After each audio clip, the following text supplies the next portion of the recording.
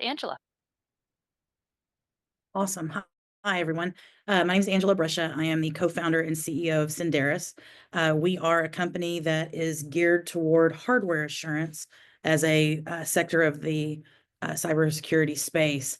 What we do and what our capability does is we actually interrogate devices down into the chipsets to verify that they are clean before they are deployed in a way this helps reduce attack surfaces and decrease breaches over time. And for the most part, it's a valuable tool in helping entities know before they go exactly what they're deploying and remediating any issues that they can before a deployment decision is made, so that what we deploy we already know, and we can rest well knowing that it is trustworthy and fit for the mission critical environments that many of you serve. So what I'll share with you today is a little detail about how the capability works. Our primary capability adaptation focuses on the detection of counterfeits. And I'll show you this photograph. This actually came from a demonstration day that we did for the Naval Surface Warfare Center at Crane, Indiana, a few months back. And we were given several dozen pieces of equipment there. And as you see on this photograph on the left, many of those things were transceivers. 5 of these that you see on the left, 3 of these 5 are counterfeit. And you cannot tell from the naked eye which of the 5 are counterfeit, but our technology does. And so what we like to tell people about this photograph is it's showing you how similar each of these transceivers actually are to the naked eye. So if you look at this 5, you would probably take a look and say, all these look fine, and we're just going to push them on through. As you note, 4 of them are Cisco, 1 is Finisar. And if you look from top to bottom, transceivers number 2, 3, and 5 are the counterfeits. So you can't really tell from naked eye assessment to see which of these is counterfeit.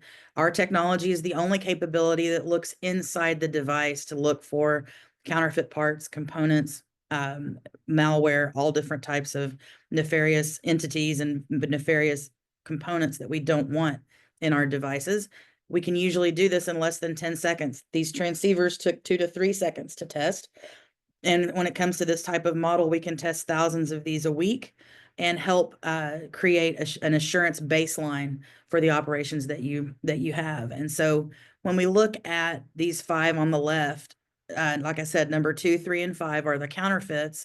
And so I want to be very clear. It's very tempting to say, well, all Cisco is bad, or all Finisar is bad, or all Gemalto is bad, whatever you might find a counterfeit among. It's very tempting to say everything we see from that brand is bad, and that's actually not the case. We don't ever say that, and we're not picking on Cisco or Finisar. Everyone is buying from the same supply chains, and these same abnormalities and anomalies show up across the board. So in this photograph, items 2, 3, and 5 had the exact same problem. They all had a counterfeit chip inside each transceiver in different places.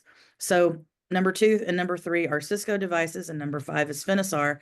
And it's odd that all 3 of the anomalous transceivers had the exact same flaw, regardless of who their vendor was. So, or who their initial point of sale is from. So it's an interesting thing to point out, and it's something that we see frequently, that you really can't make a blanket statement that all things from any company are bad, and we certainly would not do that either. What we're trying to do is locate those places where there are nefarious components or just untrustworthy pieces that you should not allow into these environments, to keep your resiliency strong and to keep your ability to know where your problems are.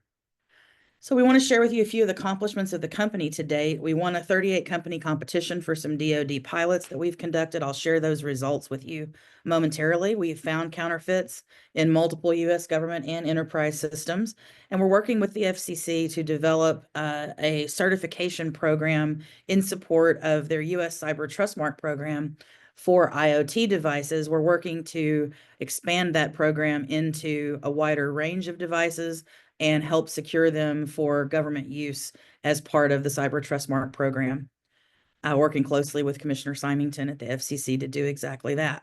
Many of our customers are very pleased with what they see. One of the things we've heard in feedback recently was from an agency that I can't name, but they do a lot of work in the nuclear and missile defense type work. It was their job, and we did not even know we were one of the entities that they were investigating and validating the capabilities of before had been kind of being tested and under investigation for about 6 months. And in this process, they came to us and said, we've looked at over 400 supply chain risk management products, and these capabilities are easily 10 years ahead of everything else available. Wanted to share that with you because we do believe everything we're doing is well beyond what's currently available, and certainly well beyond what's possible with a software bill of materials or hardware bill of materials. Our capability takes those items and blends them into our results from an independent place of interrogation. So all four of our capabilities, the main one we're going to focus on today is HelioScan, but every capability that we bolt together, we can either bolt them together or tear them apart, depending on what your particular use case is.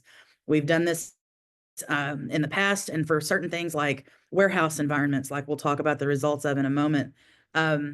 A warehouse environment, they have stacks and stacks and stacks of existing equipment, and the HelioScan product helps them go in and determine what's safe for deployment and what isn't. We verify that hardware is clean before it's deployed. So that HelioScan tool has multiple variations. It also can be network deployed.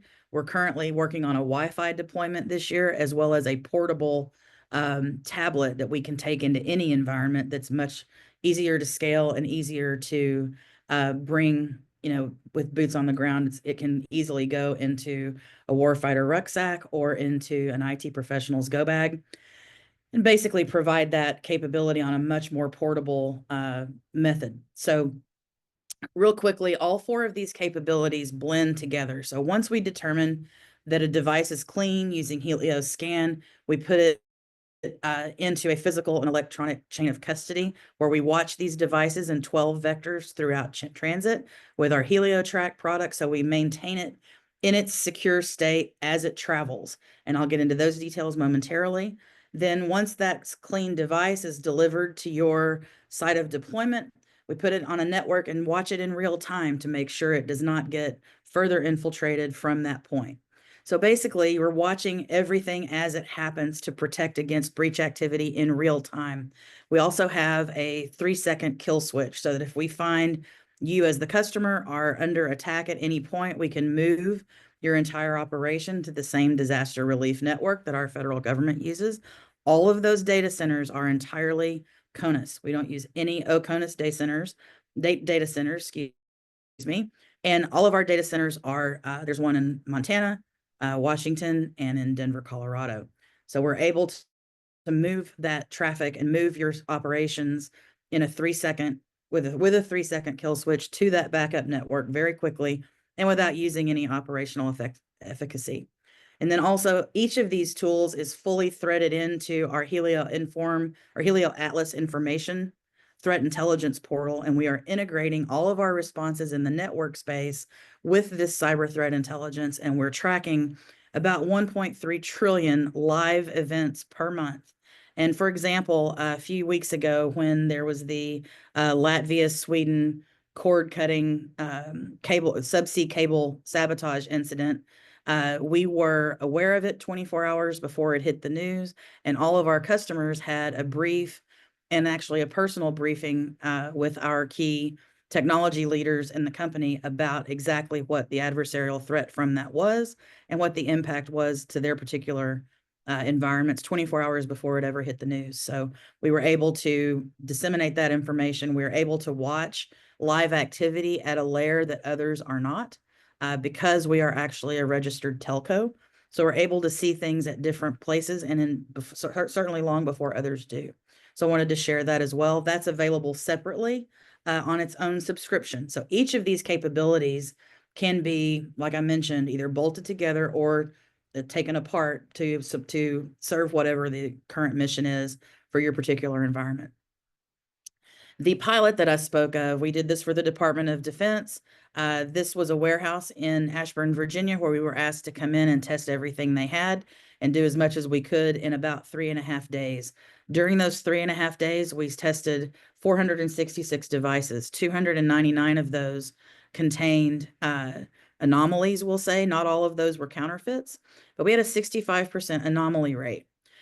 That's across 37 device categories. We tested everything from thumb drives to servers to laptops to peripherals. We had mice and keyboards and very complex servers. So we had a little bit of everything and wanted to make sure that everyone understands that just because we have anomalies does not mean that those anomalies are counterfeit. It also doesn't mean that we can't do something to remediate the devices. What we saw a lot of was unexpected device configurations that were different from the specifications that we were expecting to see for those particular devices. And I'll walk you through that in a moment. But I wanted you to see these device results, or this pilot result, because it demonstrates what we've seen at large across other agencies, which is that, because we are all buying from the same supply chains, we see anomaly rates, anywhere from half of what we're looking at to well over 95%. And it just depends on what type of equipment it is. There really isn't what we would call a false positive issue, because we're identifying anomalies that may not necessarily reach the level of counterfeit, but it is something we need to know and be aware of before we agree that it's fit for deployment. So here's some key differentiators for this capability. Never trust, always verify. That's our slogan, and we have found that that's the best way to make sure that bad things don't get into good places, as we say. And we're constantly trying to eliminate places for adversaries to hide. And in doing this, we're never relying on manufacturers alone to tell us what's in their devices. We're asking them, but we're also making sure that what we receive from them is accurate, verifiable, and documentable for audit purposes as well. We're verifying and validating components at the chipset level to make sure they conform to specifications and that they are what we expect to see before we trust them for deployment. We also are revealing supply chain problems that even the vendors do not know. Many of you may have heard about kind of the case that put us on the map. We had a couple of routers that were Cisco on the outside and Huawei on the inside. And I know that many of you are aware of that discovery. And in that situation, a simple software bill of materials or hardware bill of materials would not have disclosed what we found on the insides of these devices.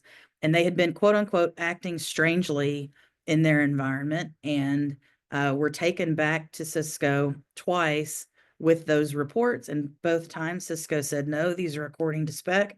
There's nothing for you to see here. So don't worry about them, just take them back in your environment. And each time the operators were coming back to their superiors and saying, these are acting funny in the environment, they're running hot. And one of them was actually running hot to melt the equipment around it in the rack. So running very, very strangely with very anomalous behavior. And that's when they brought them to us to say, what are these and what can we do? What are we good? Let's just put them on the machine and see what we see. What we actually found was a daughter board that had been added to the Cisco device without Cisco's knowledge somewhere along their supply chain. And we eventually determined through our friends in the intelligence community that both of these two devices had the exact same problems. They were pulled from our highest assurance environments from two separate theaters with the exact same problems. These daughter boards that had been placed in these machines were actually full of Huawei guts. And so these were eventually tagged as Cisco Huawei devices. Those are fairly well known in the intelligence community, where the guts have been ripped out and replaced with Huawei, whether it's a Cisco device, a Dell, or an HP, or whoever it may be, Juniper, Palo Alto. They've seen several types of devices where, unbeknownst to the OEM, their supply chain has been infiltrated. And so they've seen a lot of those devices. The two that we found were considered the most sophisticated counterfeits ever located this far across the wire. And so I wanted to bring that up to you because, first of all, there may be questions about that, but I wanted you to know that that's the best example of our technology at work. These were problems that were not visible to the naked eye. When the servers were brought in, you could not tell anything was wrong with them because from the outside, they looked like the typical Cisco servers that you'd like to see, or the routers, excuse me. They were the typical routers that you would expect to see, and they looked like what they seemed to be by the naked eye, but our testing revealed that there was actually some very surreptitious activity going on within the device because of that daughter board. That daughter board was seeking to establish communication outside of itself. And as we like to say around Synderys, seeking activity and seeking connection with the motherland and not the homeland. So the way HelioScan works, and this was the tool we used to identify the initial problems on those Cisco Huawei devices. Our HelioScan product is a plug-and-play assessment. We can assess any new or existing device with a USB, Ethernet, or serial connection. We have successfully applied this capability to everything from a thumb drive to an atomic clock. We've also tested significant amounts of telecom, 5G, RF equipment, and all different types of categories of equipment within that. So it's not just network gear, although network gear is what we mostly see. HelioScan will assess and analyze those hardware components, compare those findings against the proprietary database of 70 billion plus enriched data points. It's not just information, it's information that's actually had a human analyst look at and verify as well. So we're not just bringing useless data to bear, we're actually bringing enriched data that we understand and can interpret for your particular environments. And then we aggregate that data from behavioral tests, and we're asking each device to verify what's your hardware, what's your firmware, what temperature are you operating, what amperage are you pulling, how are you behaving in our environment, are you behaving in a way we expect you to or not. And from those tests, we place the device under a series of complex algorithms and math problems. And once it goes through that process, and it typically takes a very short period of time, we can compile a risk score between 0 and 1. The device will receive a pass, quarantine, or fail recommendation. And want you also to know that the customer is always in charge of setting the response parameters for what we find. We definitely don't give anything other than just the information. We don't make anybody follow our recommendations. They're allowed to set their response parameters given the criticality of each of their mission environments. So I wanted to show you everything that we do. These are our two HelioScan kits, two of them, two different models you see stacked in this pile here. These are fully NDAA and TAA compliant. These are all built in the United States. Everything from in these devices, and we build a lot of hardware that's all US built and non-Asia supply chain. They maintain their NDAA and TAA compliance metrics. As you see to the right, those are all listed there. The FCC and other regulatory compliance issues are all managed there. But these boxes are what we bring into these environments to test when we're doing a boots on the ground type of assessment in a warehouse of their new and existing devices. Everything in these devices is built in the US. The chips are the only part that aren't, and those actually come from Scotland. So these are fabricated. The PCBs are made in San Jose. The steel casings are actually manufactured in Montana in our facility in Bozeman. I was just there last week. And we currently have a very large suite of network gear that we're currently and always evolving and increasing to provide anything you would want, whether it's cables, laptops, servers, network gear, server switches, routers, custom builds, anything that you need. We actually are working on a drone right now. I saw one coming off the prototype line when I was at the facility last week. So there's a lot of things that we can build and build them from entirely non-Asia supply chains. So they're built safe and trustworthy out of the gate so that you don't have to worry later.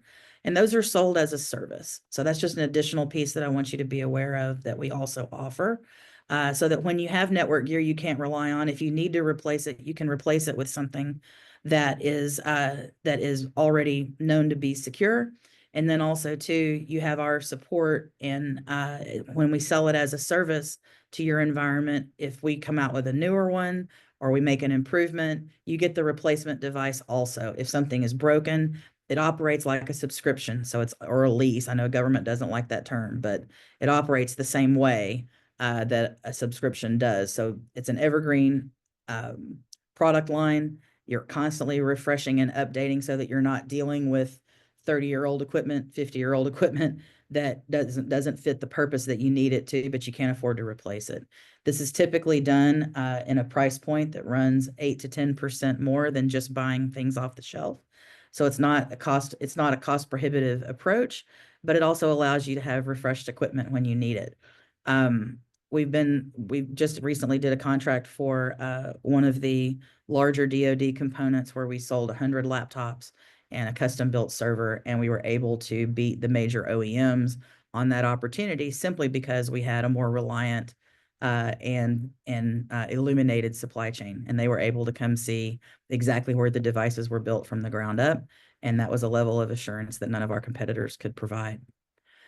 So when we're doing our testing, we operate in these three modes. We do the concierge mode where we come in and we handle everything for you.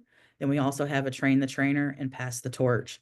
So those are the main ways that we deploy. We train your teams, and then we can also pass the torch so that you and your team can take the tools wherever it is on the high side that you might need to take them or that you don't want us to have visibility to.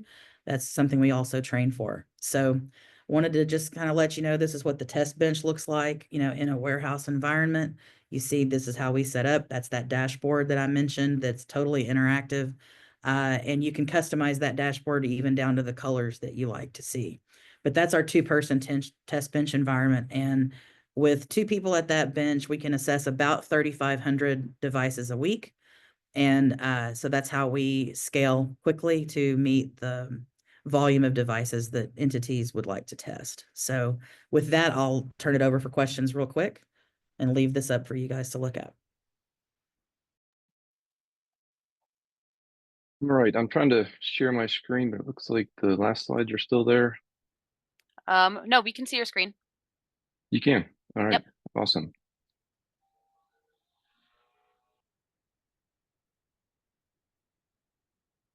All right, so I'm Scott Schnorrenberg.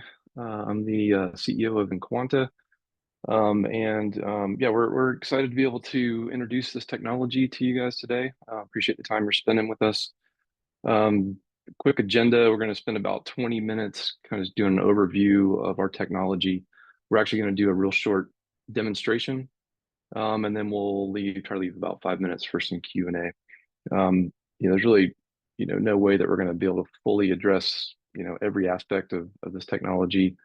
But we definitely welcome follow-up, so feel free to get with me or some of our team afterwards. A few things to know up front. Enquanta is a small commercial company with a dual use technology for protecting data against quantum and AI attacks. We're going to focus today, towards the end on a use of our technology as an anti-tamper capability. But we're going to, also cover just an overview of our overarching core technology. This technology's been in development for over 4 years now, but we're really just bringing it to market now. So we are looking for partners both in the commercial sector and the government that are willing to look into starting pilot programs, proof of concepts, and conduct additional lab testing.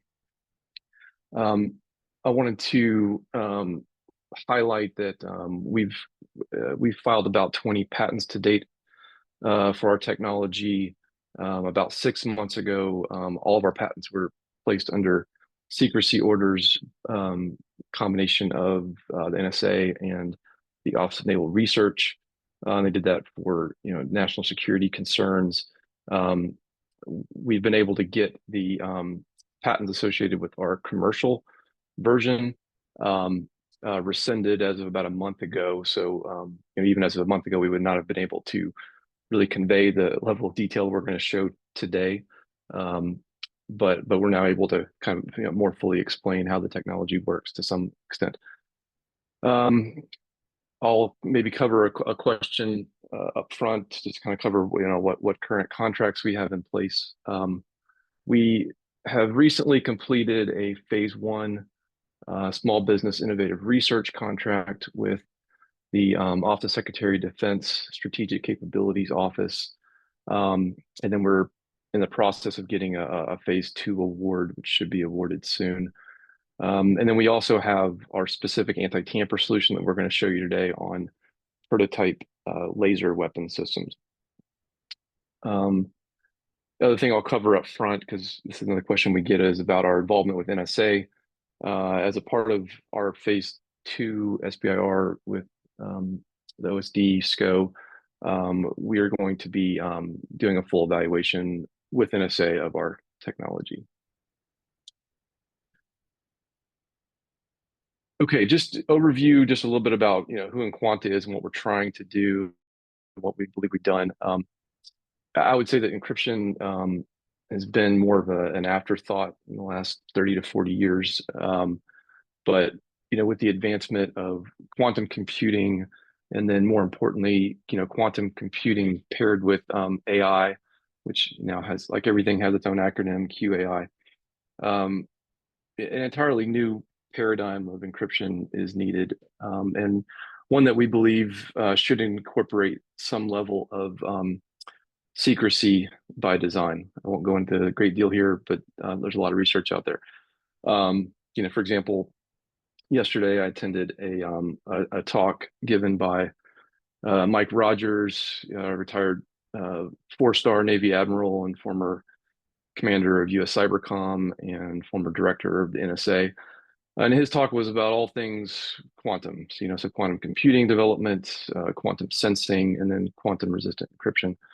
And he said, something that we've been saying, and that really an entirely new, paradigm of encryption is needed to address future threats. So we're definitely not trying to be an everything company when it comes to cybersecurity. We're 100% focused on protecting your data from QAI attacks, whether that data is in transit, real-time communications, or at rest. And our goal is really to provide that next generation, hybrid encryption technology that's going to be, what we need to protect us for the next 50 years. Another key tenet of what we offer is encryption that can be quickly integrated with minimal changes required to your network and systems architecture. So all of our solutions that we're going to talk about today are software only. So there's no need for rip and replace of hardware, and we are hardware, software, and transport layer agnostic. A few key terms when you think about our technology. One would be hybrid cryptography. Another term would be super encryption. And a third would be hybrid key establishment. And we're going to talk about some of this in the next few slides. And I guess the last thing I will say is, many of you may be aware of what NIST released last year in regards to post-quantum cryptography and some specific algorithms related to that. And what I would say is our solutions are not in opposition to what NIST has released, but rather complementary and additive. And we'll kind of show you kind of how that plays out. So we define ourselves as a quantum cyber resilience company, which to me means that we start with the assumption that the bad guys, the bad actors are going to find a way into your networks and systems. But in these kind of breaches, using our technology, your data remains protected in a quantum hardened state. So even in like a harvest now, decrypt later type of an event, you still are not worried about your data being decrypted in our lifetimes. We're going to spend about 2 slides talking about what we call the QuantaPack process. So this is our core technology, our core way of protecting digital assets. So we want to make sure that you understand that, because that's kind of what drives all of our product solutions. And this QuantaPack process, even though we use it in different instantiations and products, is a separable technology, and can be embedded into other custom software applications, and even into hardware devices like routers and software defined tactical radios. But just to kind of orient you to like the total product space that we have, for data at rest and quanta storage, think about this as something that is for data center protection, whether that's on premises, cloud, or hybrid. Enquanta Vault is our anti-tamper solution that we're going to focus on today. And I won't say much more about it now because we're going to deep dive that. And then on the right side of this, we have our data in transit solutions, Enquanta Transfer. So think about transferring large files using our quantum encryption. And then Enquanta Comms would be supporting real-time communication, so streaming audio, video, chat. And just for transparency, our SBIR that we just completed with OSD SCO is specifically looking at Enquanta Transfer and Enquanta Comms. And all of our products, have what we call a base version, which is our dual use version for, commercial use. And then as of recently, it's even exportable now under EAR. And then we have a pro version, which is really being reserved for U.S. government only at this time. The pro version, would also be available for export under ITAR. Again, we're going to talk about Vault today. If anyone on the line wants to hear more about the other products and just in general, kind of what we're doing, again, we're happy to have follow-ups. We also have, over 100-page security analysis document that really describes how all this technology works with all the math involved that, at least justifies the kind of level of security that we're adding via this process. So again, all that information, can be made available upon request. All right, so looking at the QuantaPack process, just really this slide is meant to just introduce a few terms. So QuantaPack is we call it a process, and I think you'll on the next slide you'll see why. That involves both FIPS approved standard ciphers as well as non-standard ciphers in a layered approach, which provides a lot of resiliency. That kind of defines what hybrid cryptography is all about. But the process itself produces what we call a quanta safe, which is your cipher text, and then a quanta key, which can include traditional kind of symmetric key data that people are accustomed to, but it's much more complex than that. It's really an amalgamated cryptex of key metadata, if you will. And so because this process produces both the ciphertext and the quanta key, we refer to that as encrypted with an I. The quanta keys themselves are handled differently in the different products that I showed you on the previous slide. For our data in transit products, those keys are bundled and blended with the quanta safe. And then for our data at rest products, those quanta keys are kept separate and stored securely.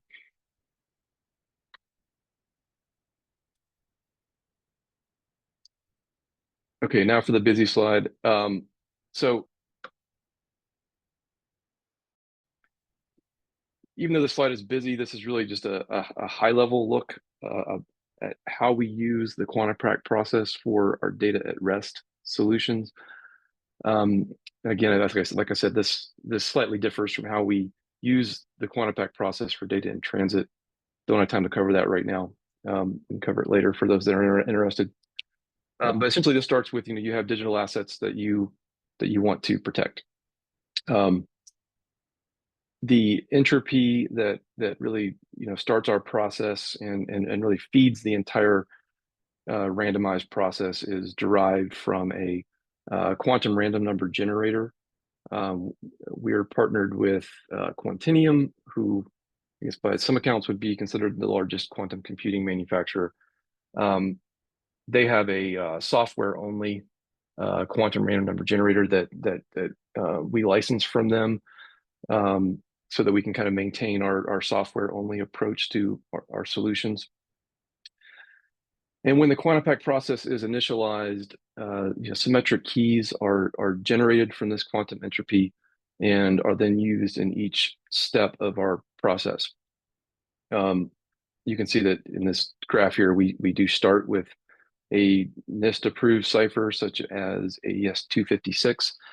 This is essentially for compliance. Do we need it? No, but there still is an aspect of compliance that needs to be maintained for most customers. The QuantiPack process then layers a random number of non-standard ciphers. Many of these non-standard ciphers are the subject of a lot of our patents, and then also determines the efficacy of basically how much of each cipher we use, and then the order of these ciphers. So all three of those variables are randomized each time this process is run. And then all this is driven by a security configuration that really is determined by customer requirements, but that really determines the overall kind of bits of security that you'd be adding to your package. Then the symmetric keys and key cipher metadata that comes from each of these individual ciphers are combined into what we call quanti-key that I introduced on the last slide. And then these are stored separately and only sent over secure networks. And then the ciphertext, which again we call QuantiSafe, is now ready to be stored safely on your host target device. Key takeaways from this, like I said, everything is randomized every time the process runs. So this is completely dynamic, as opposed to like you think about traditional cryptography, which is single cipher, one-way deterministic math algorithms that really don't have the ability to change in any way. I'll highlight that any ciphers can be used in this stack. We're using our own proprietary non-standard ciphers, but over time, ciphers can be removed, new ciphers can be added, really to adjust to the evolving threat. And then a key aspect of this is that this is completely tunable, meaning you can dial in performance to meet your requirements. So, in terms of latency, file size, security level, we have preset configurations in some of these products now, but that can all be very easily customized to achieving certain performance requirements. All right, just one more slide before we get into the anti-tamper. So, what does this mean at the end? I mean, I think if you look at this graph to the right, AES 256 is kind of the kind of gold standard encryption used today. In our commercial CVC based normal mode, that would be our commercial version for data at rest. We start at 692 bits of security up to 846. In our pro version, which is the government version, we start at over 2,500 bits of security, and in this instantiation, it goes up to a little over 4,000 bits of security. We could configure it to be 10,000 bits of security. That's not a difficult thing to do. But I think the key thing to understand though is the key bits of security against brute force attacks, which is in addition to the more complicated non-deterministic ciphertext. So basically what I'm saying is it's not just bits of security. If you follow the previous several charts, it's the complexity of the whole QuantiSafe process that really adds to your overall security. So we're not only providing kind of greater and adjustable bits of security against brute force attacks, but also providing a ciphertext that is impervious to these quantum combined with AI attacks, especially when you compare that to just the single deterministic ciphers that are used today in just about every application.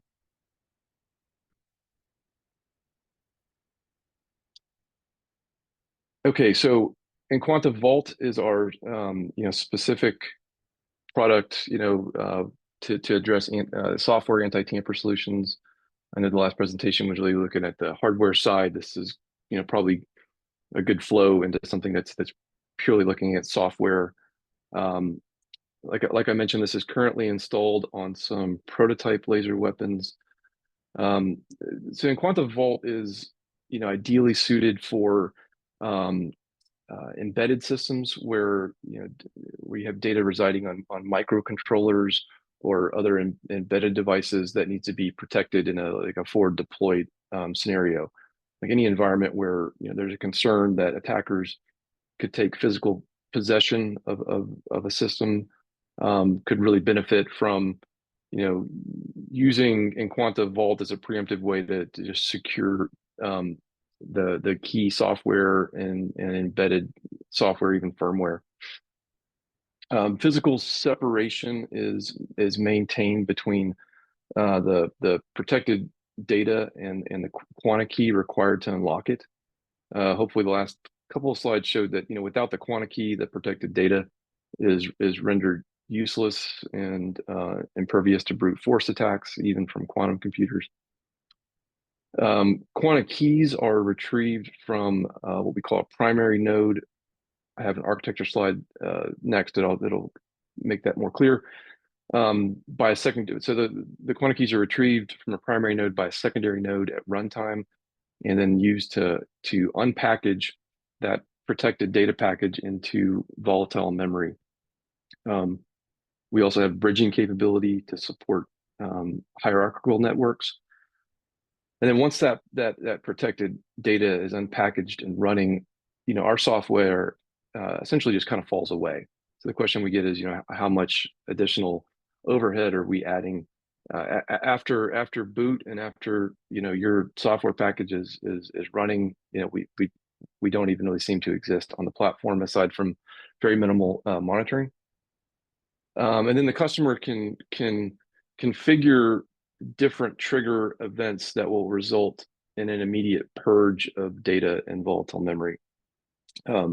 This could be things like, loss of communications with the primary node. It could be loss of power. It could be, loss of a heartbeat if that's configured. It can also be, a command that's sent down. So there's lots of different ways to configure that. I don't want to get into too many details because that's really, unique for every platform. And then looking at an example use case, this could be a weapon system, radar. I think if we let's just go with this as like a forward deployed ground autonomous platform with a high risk of capture.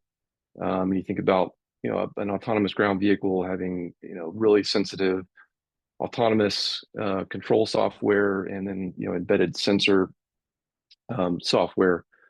In this case, the user interface would likely be at a manufacturing location or a forward deployed depot even. But essentially that's where you build your protected packages that are going to be deployed onto your platform that you want to protect. Do you want GovSmart? Because they're our go-to distributor. And I was like, I don't think we do, but Somebody's needs to mute. Why are we not their go-to distributor? because they signed up with GovSmart. I don't know. But I mean, again, maybe they start flipping stuff your way because you were. Cassie, can you mute somebody there? There we go. All right. Got it. So, anyway, so yeah, you would configure the packages you want to protect on that user interface, and then that's how you would deploy them onto your primary and secondary processors. I'll show you what that configuration manager looks like in a second. And then each secondary or primary and secondary node contains a quanta safe and a quanta pack binary with associated dependencies. Each secondary node will call the quanta pack binary on boot. So when it boots up, it's going to say, okay, I need my key. And then the QuantiPack binary retrieves the quanta key from the primary node, and it'll unpackage that QuantiSafe. And then it's going to basically unpackage that data in volatile memory as a RAM FS drive. Communication between all of these, primary, bridge, and secondary nodes is protected using a double ratchet algorithm to encrypt the communication pipe itself. And then the quanta keys are separately stored and only taken out on boot operations. So if the system is captured or integrity is compromised by one of these different kill switches that we talked about, then that data in that volatile memory and that RAM FS drive is immediately purged. And then data that is stored in non-volatile memory is again secure through render useless tactics, just due to the quantum resistant encryption solutions that we've been talking about. Quick view. We're going to transition to the demo here in just a second. And in the interest of time, we're not going to go through the full configuration GUI. We're just going to go straight to you're on the host platform and seeing how this actually works. But just to kind of show you the different things that you can configure, this is where you would select the packages that you want to protect. You kind of determine what OS type am I going to be loading these onto, what's the target architecture, and then you start to be able to configure the different security settings. In this case right here, you get the choice of testing, optimal, or secure, and then the ability to determine the level of cipher efficacy. Again, like I mentioned, there are many more levers that can be turned to meet specific performance requirements. This is just kind of the configuration of what we have to show today. And with that, I know I'm about 5 minutes over. I'm going to turn this over. We're going to actually switch who's sharing, and Will Austin is going to give a real quick demo. Sure. Can everyone hear me? Sure. Yep, all good. Right. Awesome. I'll share my screen here. Right. So this will be a demo. I just want to show basically what happens in Enquanta Vault when a secondary node pulls down data from the primary, and how we support anti-tamper capabilities. As Scott mentioned, the output from the configuration manager is two distributions of primary and secondary. The primary is typically not going to be on the same machine for the purposes of the demo. They sit next to each other, but the primary will be on a protected server or node somewhere. The secondary is likely to be operating in a hostile kind of operational environment. The primary system storage and the keys are, this is the quanta key combined with the logic. And then the secondary, this is the quanta safe, which is the received nothingness. There's no vulnerability here if the secondary is stolen. On typically startup or at a configurable point in time, what happens is the secondary reaches back. So we'll start the primary node here. So this is a server that provides keys down to the secondaries, and then say the secondary is, for example, weapon system or a drone. We'll start that as well. So when it starts, it connects back up over a network connection. Like Scott said, it's a TCP connection using double ratchet protection for forward secrecy. So as soon as the keys come down, the unpackaging step happens, and it unpackages into a volatile memory area. So this is a RAM-backed file drive. This is the Q drive. So we'll take a look at what got unpackaged here. And this is just a PDF that we have for the demo. And this is just, like I said, sitting in RAM. Typically, the use case, it would be a binary or application data or config or something like that. So now it's there, it's running. The secondary is operational at this point. We're going to simulate what happens if it loses connection to the secondary. You can see or lose connection to the primary. You can see it's monitoring the upstream. So when we kill the primary application here, what will happen is the secondary node will go into reconnect mode, and after 10 seconds, it'll time out and it'll actually clean up the volatile memory. So you can see U drive and RAM and the protected information, the PDF or the binary, all gets deleted and completely removed. So there's no longer a threat on the secondary node. There's no sensitive information after that point. And that's pretty much all, but I think we're happy to take questions at this point.